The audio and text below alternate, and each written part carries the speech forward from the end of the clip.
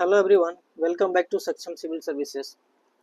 So we are going to discuss today one of the trending topic that are being discussed on each and every news channels or news channel platform. Okay, the news is with respect to non-vegetarian milk. See, I have taken a clip from different newspapers like Avion, BBC, First Post, The Live Mint, uh, Indian Express, and many others. Okay, so let us discuss what is non-veg milk and controversy related to it, and we will also see what is India stand on this issue, and US arguments and its perspective, and how US has taken this case to WTO. We will see this in a broader sense, and in the next part we will see whether there is a international regulator or not with respect to feed that are provided to cattle. So I have compiled all those relevant information which are important for your uh, answer writing, basically UPSC means. Okay, and last we will see conclusion. Okay, so let us see one by one each topic. See, first let us see understand what is non-veg milk. Okay, so basically it's a milk derived from those cattle uh, which are provided non-veg as a byproduct in their feed. Okay, basically ये है क्या कि ये वो milk है, ठीक है, जो जिन काउज या फिर कैटल्स को उनके फीड में खाने में नॉनवेज को मिला करके दी जाती है, ठीक है, उसी को ये नॉनवेज मिल्क कहते हैं. ओके, क्लियर है. सी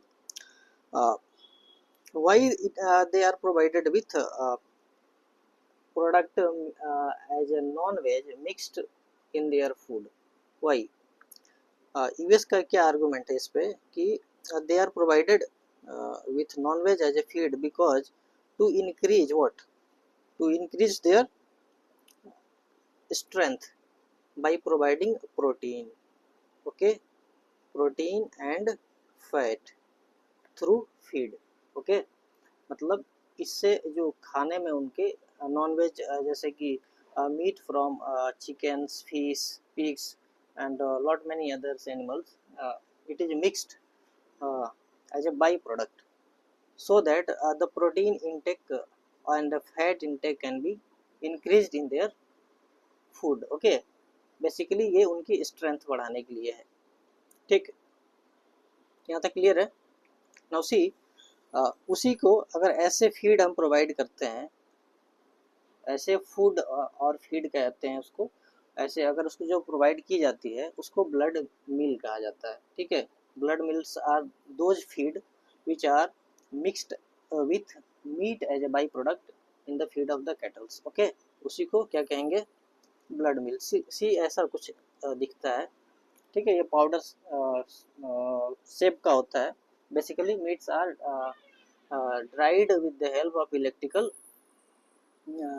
instrument. It is a power consumption activity. ठीक है, इतना समझ में आ गया होगा. You see this is how this conflict are arising because of this issue. तो यहाँ पे क्या देखना है कि इंडिया का क्या इंस्टेंस है. ओके ओके, तो basically India is restricted with respect to agriculture and trade sector, dairy sector.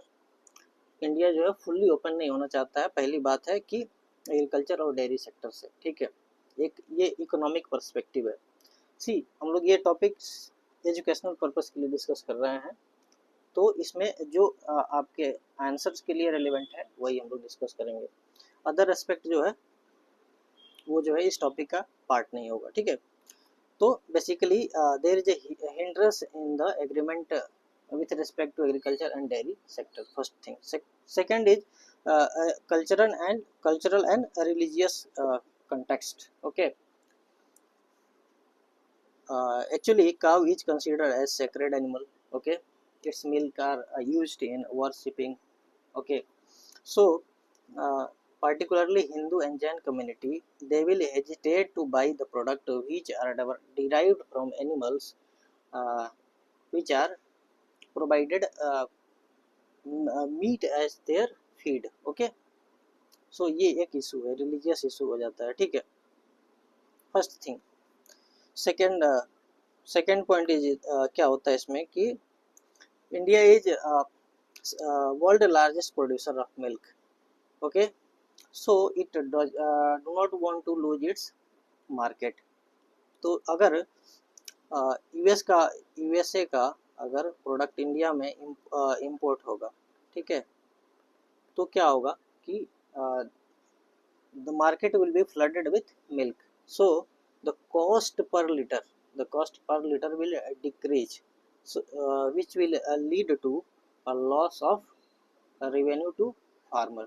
ठीक है, एक चीज़ ये समझ में आया कि अगर सिंपल सी बात है यार, देखो कि अगर पहले छोटे से एग्जांपल समझते हैं, 100 अगर लीटर्स अगर मिल्क मार्केट में अवेलेबल है और वो कैसे बिक रहा है, 70 रुपीज़ पर लीटर। ओके, नाउ अगर यहाँ पे अगर 200 लीटर्स अगर अवेलेबल हो गया टोटल, ठीक है, तो प्राइस विल ऑटोमेटिकली डिक्रीज। ठीक है, जब प्राइस डिक्रीज होगा तो जो अर्निंग होगी फार्मर्स की वो कम हो जाएगी। ठीक है, तो इकोनॉमिक पर्सपेक्टिव है भी है, और इंडिया का जो है ये जो पहले ही मिल्क प्रोड्यूसर में नंबर 1 है, तो फिर वो इम्पोर्ट क्यों करना चाहेगा। ठीक है, एक चीज़ ये है। ठीक, ये इकोनॉमिक कंसर्न जो है एसबीआई की रिपोर्ट से हमें देखने को मिली। Okay, are you getting what I am saying? कुछ डाउट हो तो कमेंट में पूछ लेना। ठीक, now see what is US perspective. Now see what US is giving its argument with respect to trade negotiation in non-veg milk. Okay, see, US is saying that it's a simply barrier to trade.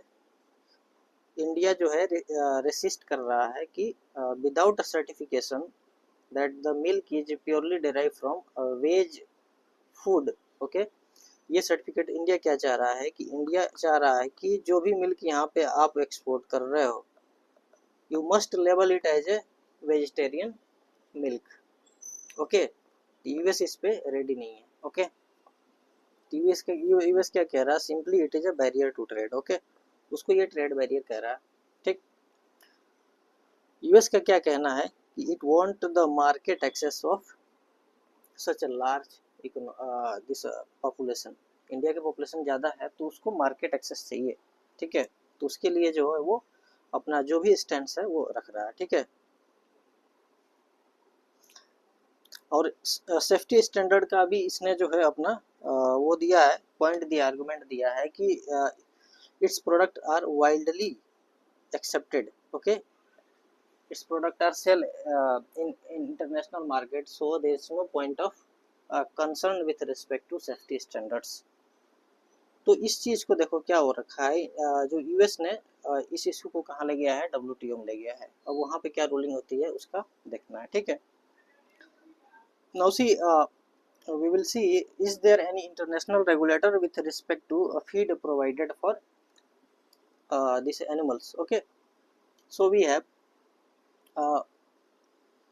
फाओ। Okay, तो फाओ क्या करता है कि वो basically क्या कहता है कि the feed must be safe and secure that are provided to the cattles. अब जो है एनिमल हेल्थ के लिए भी ये इम्पोर्टेंट हो जाता है कि क्या ये जो है सही है उनको देना।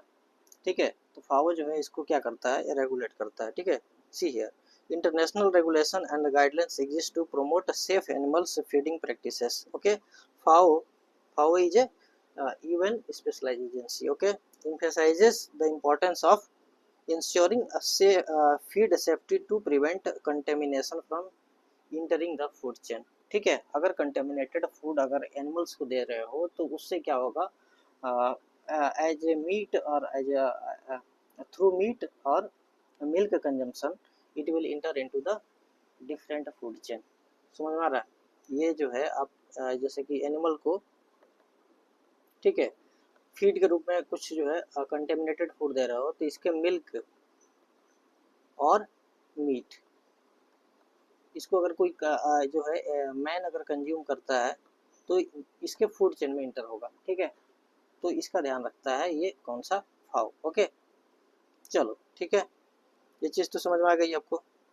Now let us C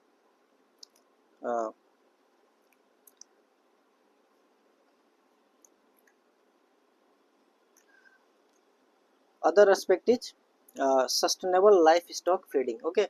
Now see, a discussion around the sustainable animal nutrition explores a way to reduce the environmental impact of livestock farming, including optimizing diet, uh, using agricultural byproduct and minimizing your waste, ठीक है। ये sustainable development के लिए भी ये बहुत एक जरूरी है, ठीक है, कि जो लाइफ स्टॉक है वो कैसा होना चाहिए, लाइफ स्टॉक का डेवलपमेंट जो है वो भी सस्टेनेबल होना चाहिए।